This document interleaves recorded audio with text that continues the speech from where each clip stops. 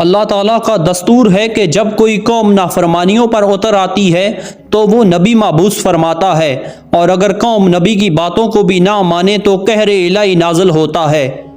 یہ زمین پر وہ وقت تھا جب ہر شخص نافرمان ہو گیا تھا، اور شیطان نے کرۂ ارض کو شرک و برائی اور بے حیائی کی غلاظتوں سے بھر دیا تھا۔ ابلیس اپنی کارکردگی پر بہت خوش تھا، تو ادھر فرشتے اہل زمین کی مدہوش حالت اور شیطان کی کامیابی پر حیران بھی تھے اور پریشان بھی۔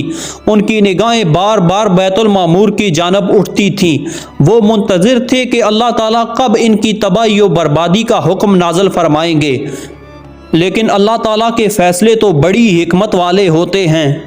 چنانچہ اللہ تعالیٰ نے اسی قوم میں سے ایک نیک شخص حضرت نوح علیہ السلام کو نبوت کے جلیل القدر منصب پر فائز فرمایا۔ قرآن کریم میں اللہ تعالیٰ نے ارشاد فرمایا، ہم نے نوح کو ان کی قوم کی طرف نبی بنا کے بھیجا۔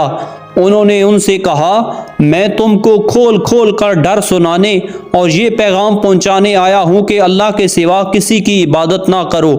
اگر تم اسی طرح کفر و شرک میں مبتلا رہے تو مجھے ڈر ہے کہ تم کسی سخت عذاب الہی میں مبتلا نہ ہو جاؤ۔ لیکن قوم نے ان کی ہدایات کو حقارت سے ٹھکرا دیا۔ اللہ تعالیٰ نے حضرت نوح علیہ السلام کو 40 سال کی عمر میں نبوت عطا فرمائی۔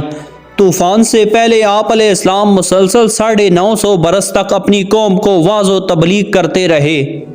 حضرت نوح علیہ السلام طویل عرصے سے ہر وقت تبلیغ دین میں مصروف رہنے کے باوجود اپنی قوم کی بے راہ روی میں بڑے ہی پریشان رہتے۔ ان کی قوم انہیں طرح طرح کی اذیتیں دیتی، ان پر مصائب کے پہاڑ ڈھاتی، لیکن وہ صبر کرتے اور ان کے لیے دعائے خیر کرتے رہتے۔ حضرت ابن عباس رضی اللہ تعالیٰ عنہ روایت کرتے ہیں کہ نبی کریم صلی اللہ علیہ وسلم نے فرمایا، کسی نبی کو اپنی قوم کے ہاتھوں اتنی تکلیف اور اذیت نہیں پہنچی جتنی حضرت نوح علیہ السلام کو اپنی قوم کے ہاتھوں برداشت کرنی پڑی۔ کافر ان کو ڈراتے، دھمکاتے اور تبلیغ سے باز رکھنے کے لیے اتنا مارتے کہ وہ بے ہوش ہو جاتے۔ کبھی ان کے گلے میں پھندا ڈال کر بازاروں میں گھسیٹتے پھرتے۔ ایک اور روایت میں آتا ہے کہ ان کی قوم انہیں اتنا مارتی کہ وہ گر جاتے تو ان کو کمبل میں لپیٹ کر کسی مکان یا ویرانے میں ڈال دیتے اور سمجھتے تھے کہ وہ انتقال کر گئے ہیں، مگر پھر جب ان کو ہوش آتا تو دوبارہ اپنی قوم کو راہ حق کی طرف بلانے میں مشغول ہو جاتے۔ حضرت نوح علیہ السلام کی تبلیغی جدوجہد 950 سال تک جاری رہی۔ آپ علیہ السلام رات کی تنہائیوں میں آنسوؤں کے سمندر بہاتے اور اپنے رب سے قوم کے لیے دعا کرتے، اے میرے پروردگار، میری قوم نادان ہے، ناسمجھ ہے، اسے معاف کر دے۔ نیز اسی دوران اپنی قوم کو ہر ممکن طریقے سے سمجھاتے رہے، کبھی عذاب الہی سے ڈراتے تو کبھی دوزخ کی سختیوں اور جنت کی نعمتوں کا ذکر فرماتے، لیکن قوم ان کا مذاق اڑاتی، گویا وہ کانوں سے بہرے اور آنکھوں سے اندھے ہو چکے تھے۔ اس طویل جد و جہد کے نتیجے میں صرف 80 لوگ ایمان لائے۔ حضرت نوح علیہ السلام قوم کی بدحالی پر بہت غمگین رہتے، لیکن امید کا دامن نہ چھوڑتے۔ مگر ایسا کب تک ہوتا؟ آخر کار طویل اور سخت ترین کاوشوں کے بعد وہ لمحہ آ ہی گیا جب آپ علیہ السلام قوم سے مایوس ہو کر اپنے رب کے سامنے اپنی قوم کی شکایت کرنے پر مجبور ہو گئے۔ اللہ تعالیٰ نے قرآن کریم میں ارشاد فرمایا، نوح نے اللہ سے عرض کی کہ اے پروردگار، میں اپنی قوم کو دن رات بلاتا رہا، لیکن وہ میرے بلانے سے اور زیادہ بھاگتے رہے۔ میں نے جب کبھی انہیں تیری بخشش کی طرف بلایا، یعنی کہ توبہ کی طرف بلایا، تو یہ اپنے کانوں میں انگلیاں ڈال لیتے، اپنے چہروں کو کپڑوں سے چھپا لیتے اور ضد اور تکبر اور غرور کرتے ہیں۔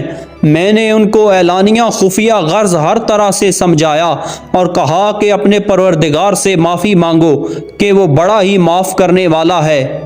وہ تم پر آسمان سے پانی برسائے گا، تمہاری مال اور اولاد میں ترقی دے گا اور تمہارے لیے نہریں بہا دے گا۔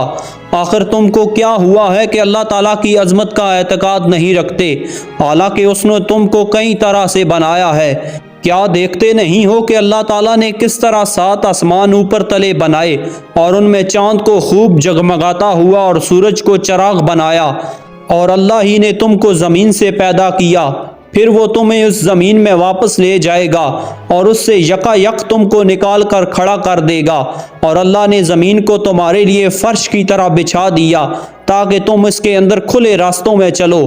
حضرت نوح علیہ السلام نے کہا، میرے رب، انہوں نے میری بات رد کر دی ہے اور ان رئیسوں کی پیروی کی ہے جو مال اور اولاد پا کر اور زیادہ نامراد ہو گئے۔ ان لوگوں نے بڑا بھاری مکر کا جال پھیلا رکھا ہے۔ قوم کا یہ حال ہو چکا تھا کہ ہر بوڑھا مرنے سے پہلے اپنی اولاد کو وصیت کر کے جاتا کہ نوح کی بات کی طرف دھیان نہ دینا، اور وہ 5 بت جن کی ہم پوجا کرتے ہیں ان کو کبھی مت چھوڑنا۔ حضرت نوح علیہ السلام نے دعا کی کہ اے میرے پروردگار، کسی کافر کو روئے زمین پر بسنے والا نہ چھوڑ، اگر تو نے ان کو چھوڑ دیا تو یہ تیرے بندوں کو گمراہ کریں گے، اور ان کی نسل سے جو بھی پیدا ہوگا وہ بھی بدکار اور سخت کافر ہی ہوگا۔ مجھ کو اور میرے والدین کو اور ہر اس شخص کو جو میرے گھر میں مومن کی حیثیت سے داخل ہوا ہے، سب مومن مردوں اور عورتوں کو معاف کر دے اور ظالموں کے لیے اور زیادہ تباہی بڑھا۔ چنانچہ اللہ تعالیٰ نے حضرت نوح علیہ السلام کی گزارشات قبول فرما لی اور اللہ تعالیٰ نے ان کی طرف وحی نازل فرمائی اور حضرت نوح علیہ السلام کو حکم دیا کہ ایک کشتی بناؤ، اور جتنے لوگ ایمان لا چکے ہیں اس کے بعد کوئی شخص ایمان نہیں لائے گا، اور یہ سب لازمی طور پر غرق ہو جائیں گے۔ مفسرین لکھتے ہیں کہ اللہ تعالیٰ نے حضرت نوح علیہ السلام کو یہ حکم بھی فرمایا کہ فلاں درخت اگاؤ، اس کے بعد اس درخت سے وہ کشتی بناؤ۔ تو حضرت نوح علیہ السلام نے وہ درخت اگایا اور 100 سال تک اس کا انتظار کیا، پھر اس کو کاٹ کر چھیلا اور اس سے وہ کشتی بنائی۔ روایات میں آتا ہے کہ اس کشتی کی لمبائی 1200 گز اور چوڑائی 600 گز تھی، اور آپ علیہ السلام کو حکم ملا تھا کہ کشتی کے سامنے کا حصہ بلندی کو اٹھا ہوا ہو تاکہ وہ پانی کو چیر سکے۔ اس کشتی کی اونچائی 30 گز تھی اور اس میں 3 منزلیں تھیں۔ کشتی کے اوپر ایک ڈھکن تھا جس سے وہ بند کر دی جاتی تھی، گویا آج کے زمانے کے مطابق وہ عظیم آبدوز تھی۔ حضرت نوح علیہ السلام کشتی بنانے میں مصروف تھے کہ قوم کے سردار آپ علیہ السلام کے پاس سے گزرتے تو ہنستے، مذاق اڑاتے، یہاں تک کہ کشتی تیار ہو گئی، اور جب عذاب الہی کا وقت آیا تو اللہ تعالیٰ نے حکم دیا کہ ہر قسم کے جانوروں کا ایک ایک جوڑا اس میں رکھ لو، اور جو لوگ ایمان لائے ہیں انہیں بھی سوار کر لو۔ حضرت نوح علیہ السلام نے احکام خداوندی کے مطابق سب کو سوار کر لیا اور عبادت الہی میں مصروف ہو گئے۔ آخر کار طوفان کے آثار ظاہر ہونے لگے اور دیکھتے ہی دیکھتے زمین کے ہر گوشے سے پانی ابلنے لگا۔ آسمان سے قیامت خیز بارش ہر شے کو بہا کر لے جانے کے در پہ تھی، گویا قیامت کا منظر تھا۔ کشتی طوفان کی پہاڑ جیسی اونچی لہروں پر تیر رہی تھی۔ حضرت نوح علیہ السلام نے اپنے بیٹے کنعان کو دیکھا جو ایک اونچے مقام پر موجود تھا۔ انہوں نے کہا، اے بیٹے، ہمارے ساتھ کشتی میں سوار ہو جا اور کافروں کے ساتھ نہ رہ۔ اس نے کہا، ابا، میری فکر نہ کرو، میں ابھی اس سب سے اونچے پہاڑ پر چڑھ جاؤں گا اور پانی سے بچ جاؤں گا۔ حضرت نوح علیہ السلام نے کہا، آج قہر الہی سے کوئی نہیں بچ سکتا۔ اسی دوران ان دونوں کے درمیان پانی کی ایک بڑی لہر حائل ہو گئی اور وہ غرق ہو گیا۔ حضرت نوح علیہ السلام نے اپنے رب سے اپنے بیٹے کی مغفرت اور نجات کے لیے عرض کی، اے میرے پروردگار، تو نے میرے گھر والوں کی بخشش کا وعدہ کر رکھا تھا، تو یہ بیٹا بھی گھر والوں میں ہے۔ اللہ تعالیٰ نے فرمایا، اے نوح، وہ تیرے اہل میں سے نہیں ہے کیونکہ اس کے اعمال اچھے نہیں ہیں۔ طوفان نوح میں پانی کی لہریں اس قدر بلند تھی کہ انہوں نے روئے زمین کے تمام پہاڑوں کو بھی چھپا لیا تھا۔ زمین پر کوئی بھی چیز زندہ سلامت نہ تھی، سب کچھ نیست و نابود ہو چکا تھا۔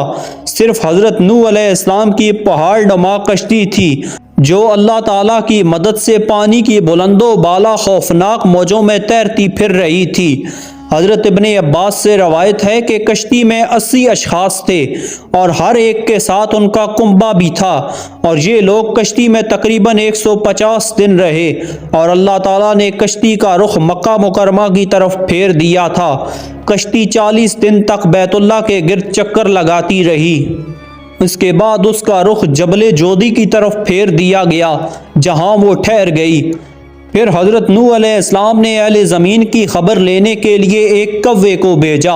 کوے نے زمین پر مردار دیکھے تو ان پر جھپٹ پڑا اور تاخیر کی، جس کی وجہ سے کبوتر کو بھیجا۔ کبوتر ایک زیتون کے پتے کو لے کر آیا اور اس کے پاؤں کیچڑ میں لتھڑے ہوئے تھے، جن کو دیکھ کر حضرت نوح علیہ السلام نے اندازہ لگایا کہ زمین خشک ہو چکی ہے۔ حضرت نوح علیہ السلام جودی پہاڑ سے زمین پر اتر آئے اور ایک بستی تعمیر کی جس کا نام سمانین رکھا۔ یہ 80 آدمیوں کی بستی تھی۔ اسی دوران ایک مرتبہ سب لوگ صبح کو سو کر اٹھے تو ہر آدمی کی زبان بدل چکی تھی، یعنی 80 زبانیں ہو چکی تھی۔ لوگ ایک دوسرے کی زبان نہیں سمجھ پا رہے تھے تو حضرت نوح علیہ السلام ہر ایک کی ترجمانی فرما رہے تھے۔ حضرت قتادہ رحمۃ اللہ علیہ فرماتے ہیں کہ قوم نوح کے یہ افراد محرم الحرام کی 10ویں تاریخ کو کشتی سے باہر آئے۔ چنانچہ حضرت نوح علیہ السلام نے ایک نئی بستی بنا کر دنیا کے کاروبار کو از سر نو جاری و ساری کیا۔ اسی لیے آپ علیہ السلام کو آدم ثانی بھی کہا جاتا ہے۔ اللہ تعالی ہم سب کو نبی کریم صلی اللہ علیہ وسلم کی تعلیمات پر عمل کرنے کی توفیق عطا فرمائے، آمین۔ ناظرین، اگر آپ کو ہماری یہ ویڈیو پسند آئی ہو تو ویڈیو کو لائک اور چینل کو سبسکرائب ضرور سے کر دینا۔ اپنا بہت سارا خیال رکھیے گا، ساتھ ہمارے اس چینل کا بھی۔ اللہ حافظ۔